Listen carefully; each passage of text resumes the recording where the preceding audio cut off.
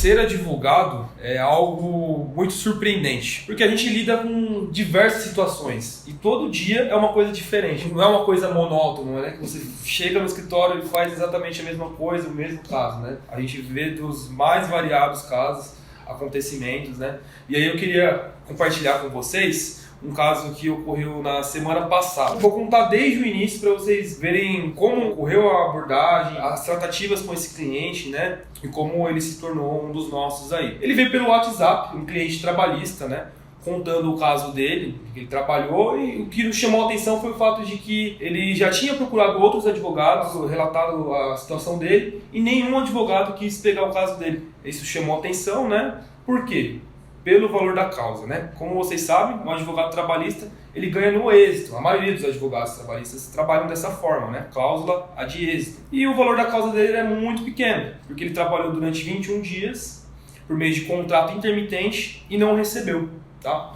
Então, logicamente, ele já tinha procurado outros advogados e negaram a causa dele. Nós entendemos o ocorrido e falamos, não, vamos te ajudar, vamos pegar esse processo, entrar com a ação, né, para você receber os seus dias trabalhados. Entramos com a ação, 21 dias trabalhados, contrato intermitente, pedimos outros direitos também, férias proporcionais, 13º proporcional, né, porque mesmo que tenha trabalhado nem um mês, tão pouco tempo, ele tem esses direitos, né, alguns requisitos, né, desses proporcionais. Entramos com a ação, teve a audiência, no ato da audiência, a empresa apresentou o comprovante de pagamento de que esse cliente tinha recebido o valor da rescisão, os dias trabalhados, né? E aí, o que acontece? Fui surpreendido, fui pego ali de surpresa, né? Eu não sabia. Ele, quando chegou, relatou a situação, mostrou print, mensagens cobrando a empresa do salário dele, colocando a conta dele negativa lá, né? Dizendo que ele não havia recebido os dias, etc. Temos provas, então foi uma surpresa ali na hora da audiência. A juíza até perguntou, doutor, você não quer desistir da ação não? Conversa com o seu cliente, né? Porque tem a sucumbência, etc. Eu falei, não, excelência, a gente precisa analisar, né? Claro que eu tenho prazo para impugnação para responder essa defesa, analisar esse documento, ver a veracidade, né? E qual que foi a primeira atitude ali que eu tive no momento? Foi pedir licença para a juíza. Eu falei, excelência, eu preciso conversar com o meu cliente e vou perguntar se de fato ele recebeu, como ocorreu isso, né? Vou mostrar para ele o comprovante. Esse cliente nosso, ele tem dificuldade com tecnologia, ele é de pouca instrução, né? Mínima instrução assim, e eu já sabia que seria difícil essa tratativa com ele, né? Desliguei a tela da audiência, liguei para ele. Falei, olha, a audiência era virtual, né? Como você viu lá, a empresa apresentou um comprovante de pagamento. Então, quero que você analise, fale a verdade, né? Porque a gente não pode mentir no processo, não pode agir de má fé, né? Etc e tal. Ele falou que não recebeu, mas que essa conta em que a empresa havia pago era uma conta que a empresa trabalhava. E quando contrataram ele, pediram para ele baixar esse aplicativo, que ele receberia lá. Ele não conseguia, ele nem tinha facilidade com o celular, né? Na verdade. Explicou isso para a empresa. A empresa falou, então, você vai até o Banco Bradesco, abre uma conta lá, que você vai receber lá, né? Uma conta pessoa física normal, vai receber lá certinho. E ele foi até o banco, abriu a conta. Tem uma carta da empresa encaminhando para o banco, né? Para passar orientação para ele, etc. E foi isso que aconteceu. Era uma conta digital, ele não tinha acesso, nunca acessou essa conta. Inclusive a empresa criou essa conta, sem a anuência dele, sem a assinatura, nada, né? Sem orientação alguma. E depositou o valor lá. O que acontece? Ele recebeu, ele não teve acesso ao dinheiro, a gente desiste do processo. Como se portar diante disso, né? E os nossos honorários? Então, voltei à audiência. Até então ele não tinha acesso a essa conta, eu informei isso para a juíza. Ela mais uma vez perguntou se a gente queria desistir da ação. Eu falei, excelência, por que desistir da ação? Se existe uma alegação que é da parte autora do reclamante, existe uma alegação da parte reclamada, da empresa. Nós temos o direito de impugnar esses documentos, né, e contar a nossa versão do fato, que se chama réplica. E pedi para a juíza definir um prazo para réplica. Aí ela deferiu. E nesse prazo de réplica eu fui levantar essas informações. Tivemos que entrar em contato com essa empresa proprietária dessa conta digital, identificar o que aconteceu, quando que foi pago, puxar o extrato, se realmente aquele valor foi sacado ou não, se estava disponível. Mais uma vez, ele enfrentou inúmeras dificuldades com documentação, porque é muito burocrático isso, né? Sim. No final nós conseguimos, ele conseguiu sacar o dinheiro, e em tempo eu comprovei isso na réplica, né?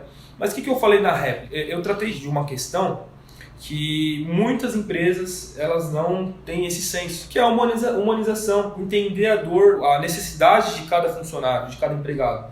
apesar da gente viver na era da tecnologia, não é todo mundo que tem esse acesso, que tem facilidade. Existem pessoas que não sabem ler, por exemplo, né? Esse funcionário, ele foi jogado de escanteio, né, por uma dificuldade que ele tinha, de simplesmente baixar um aplicativo, a criar uma conta digital, que pra gente é simples, para uma pessoa que não tem instrução não é simples, né? E ele não teve nenhuma orientação, não teve nenhuma orientação da empresa. Exatamente. Na verdade, quando ele entrou em contato com a empresa perguntando do pagamento, nem sequer informou, a gente depositou em tal conta. Então ele não sabia ele não tinha ciência que esse dinheiro estava em outra conta. Para ele não tinha recebido. Ele ficou à mercê, né? Exatamente. E aí, nesse ato processual, né, de resposta à contestação, eu trabalhei isso, né, essa questão social. É dever da empresa orientar os seus funcionários acerca do pagamento de salário, a forma de recebimento, né? Todas essas questões devem ser repassadas de forma humanizada para que o funcionário seja o que tem acesso à internet, a celular, e seja o que não tem. Ele precisa saber como ele vai receber. É o salário, é a subsistência, né? E isso precisa ser humanizado. Coloquei isso na petição. O não acesso a esse valor, a falta de informação, questão de você ter que mover uma ação trabalhista, né, por conta de um salário, tudo isso foi por culpa da empresa, né? Por mais que ela tenha depositado, ele não sabia dessa conta, né? É culpa da empresa.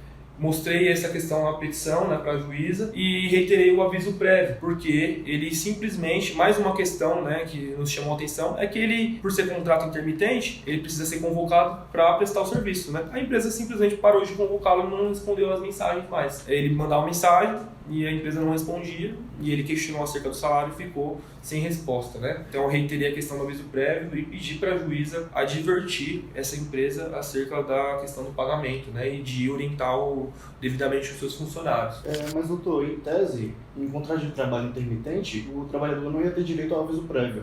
Como que fica esse entendimento? Ah, sim. Inclusive foi uma das impugnações da defesa deles, né, em relação ao aviso prévio. E a jurisprudência atual, ela vem entendendo que é devido sim um aviso prévio em um contrato de trabalho intermitente. Até pelo fato de que existe um contrato, entre ambas as partes devem cumprir seus direitos, obrigações, né, deveres e obrigações. Existe a questão da culpa, né, também, de não responder. Por exemplo, você tem um contrato intermitente e ele fica aguardando sobre aviso a convocação da empresa para trabalhar, certo? Se a empresa não responde mais as mensagens, às vezes ele não pode arrumar um outro trabalho porque ele está aguardando, está sobre aviso, entende? Então a jurisprudência vem entendendo que a empresa precisa dar um aviso prévio, seja ele trabalhado ou indenizado. Se for trabalhado, olha, chega no funcionário, o senhor está de aviso prévio e vai trabalhar durante 30 dias. Indenizado, vai ter que pagar um salário para ele referente ao período que for trabalhado, né, respeitando a questão dos dias também, né?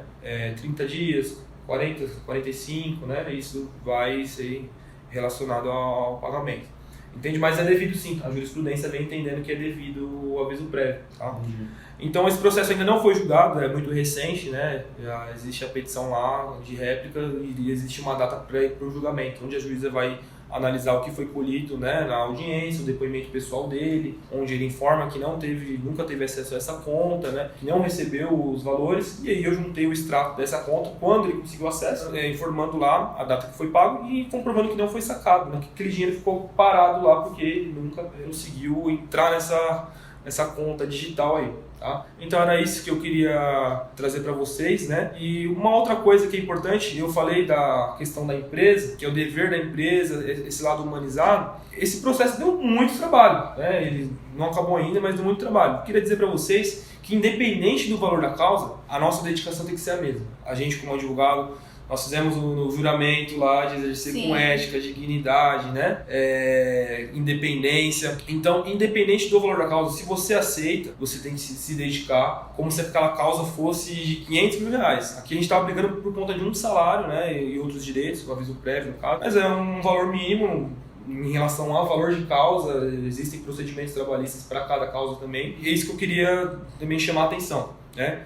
A gente sempre vai dar o nosso melhor, independente do valor da causa, independente do grau de instrução do cliente, de onde ele veio, onde ele mora, a profissão, é sempre a mesma dedicação, esforço, tá? Atenção. Sim. E com isso a gente vai conquistar muita coisa, exercendo com ética, sabedoria, né? Estamos lidando com vidas, né, doutor? Exatamente. Sonhos, vontades, frustrações, então a gente tem que ter o cuidado de sempre dar o nosso melhor, independente de valores, independente de pensar só na gente. A gente trabalha para a sociedade, então a gente tem que tomar cuidado e estar sempre atento a tudo que acontece. Exatamente.